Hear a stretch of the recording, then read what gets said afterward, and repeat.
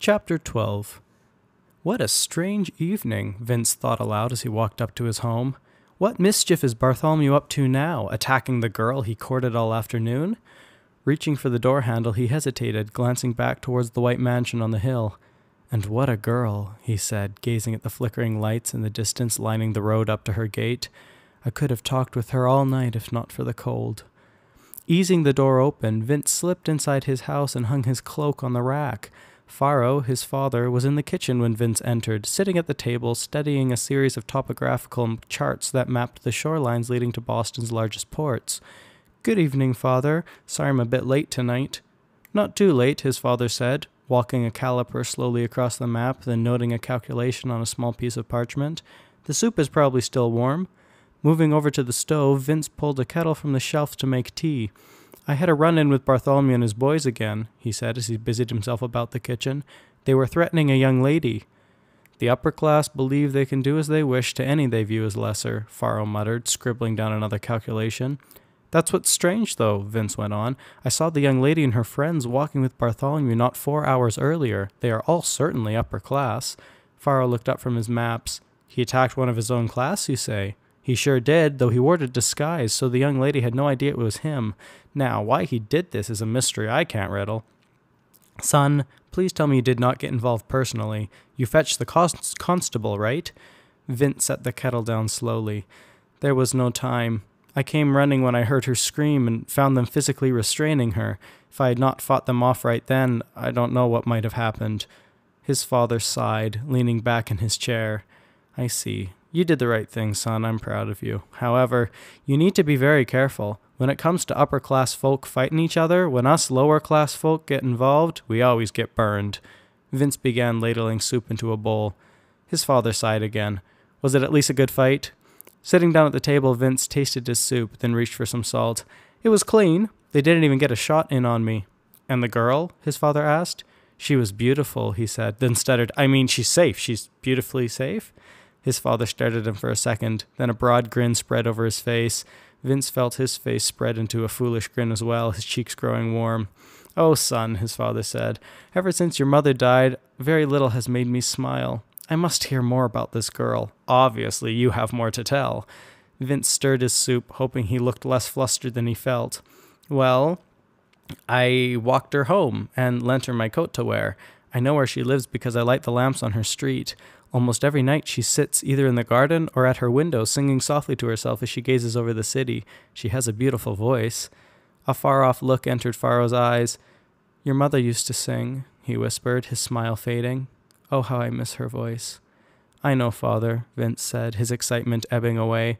It was not often that his father smiled, and when he did, his mirth did not last long. Ever since the death of his wife, a great depression had settled over their home, a stifling feeling that seemed to suffocate all their happy moments.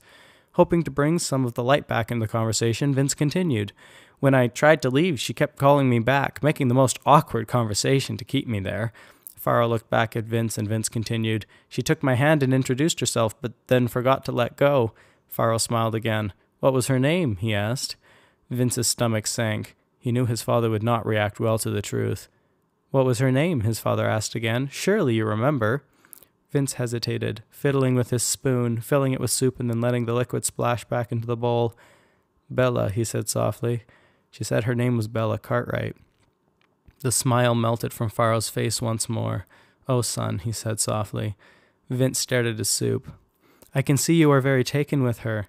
You know who she is, and thus you know she could only ever bring you heartache. Dr. Cartwright and his family have no interest in people such as us. It would be preposterous and certainly not appropriate for you to try to court her." "I guess," Vince said, swirling the contents of his bowl.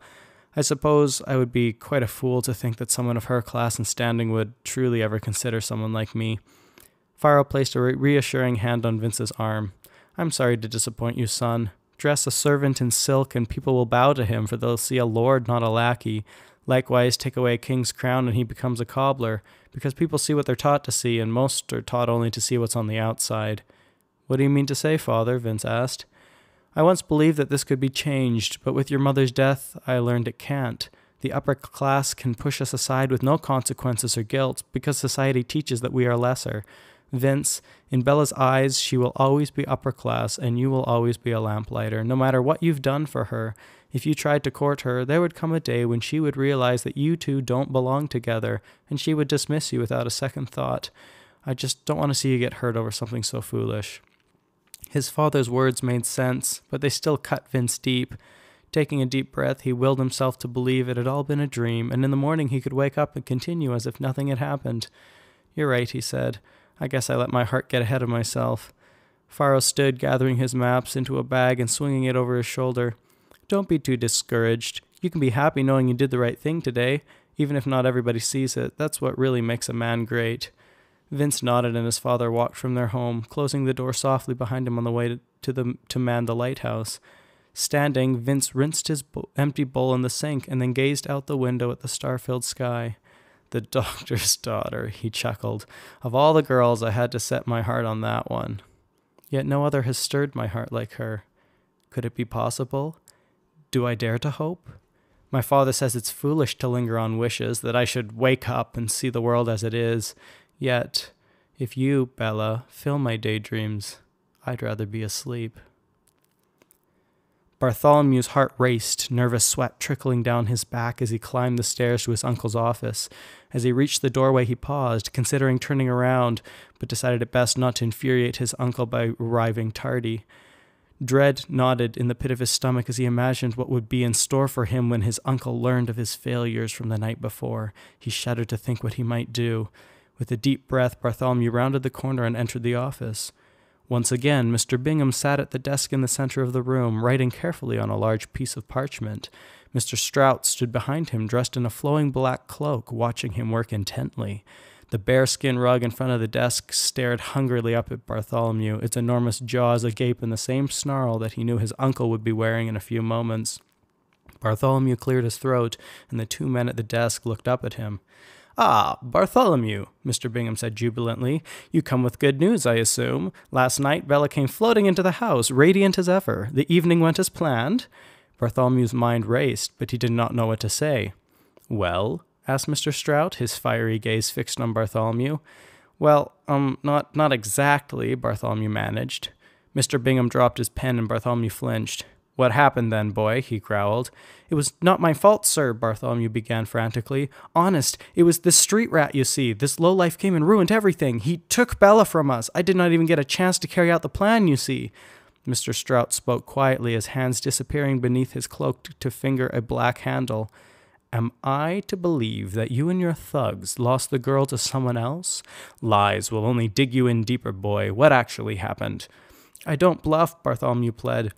"He came out of nowhere and fought with strength that caught us off guard." Bartholomew stared at the ground, trying to keep his legs from shaking. "If it is true, then what happened to Bella? Where did this person take her?" Mr. Strout demanded. Bartholomew cursed himself for not having followed them.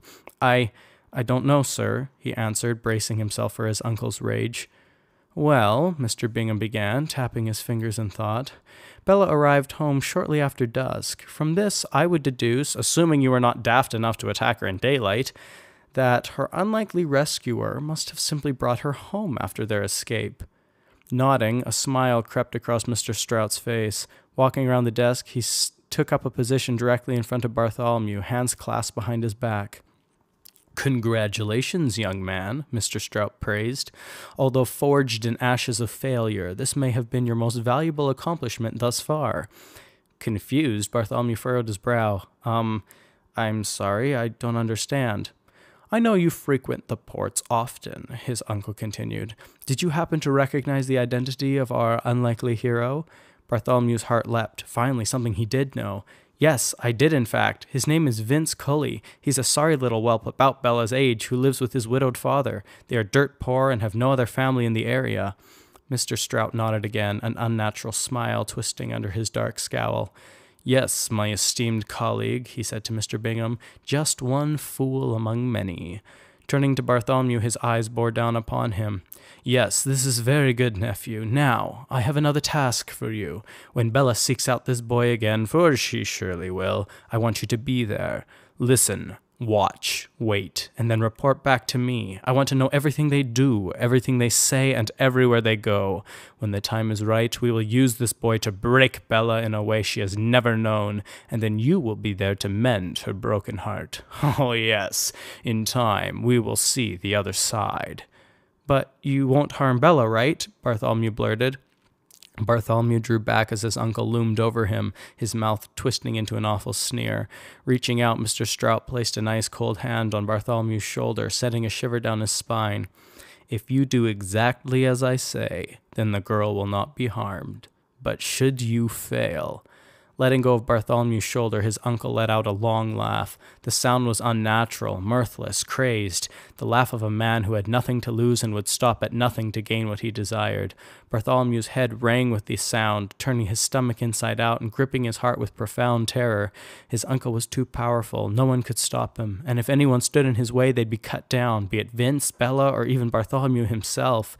He had only one choice, to obey. Turning, he fled the room, sprinting down the stairs and out into the courtyard, his uncle's laugh still ringing in his ears.